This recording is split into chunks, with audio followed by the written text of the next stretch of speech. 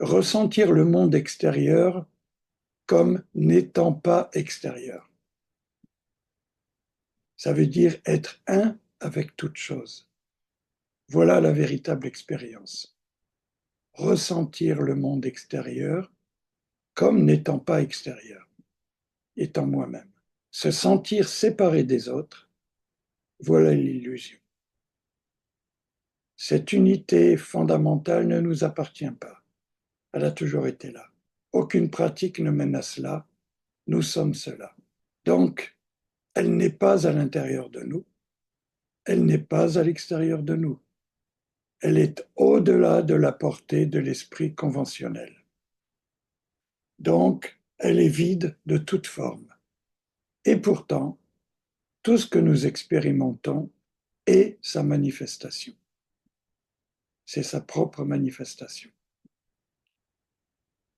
Comprendre que toute souffrance vient de notre fausse croyance en un moi indépendant, permanent, auquel on s'attache.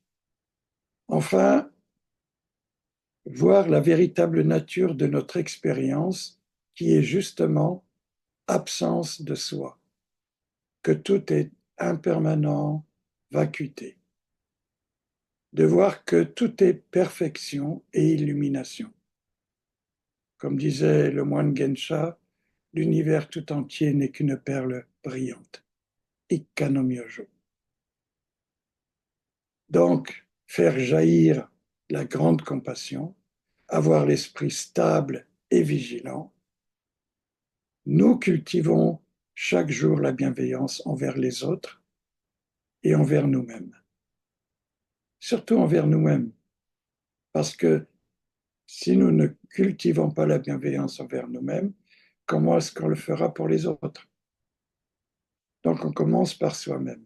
Et même si l'esprit est stable, il change constamment, il est stable dans son changement perpétuel. Donc être capable de voir son mouvement, être capable de voir l'ignorance et les illusions. C'est cela la véritable expérience. Donc ce n'est pas rien, c'est le travail d'une vie entière. Et on le réalise en ne faisant rien. C'est zazen.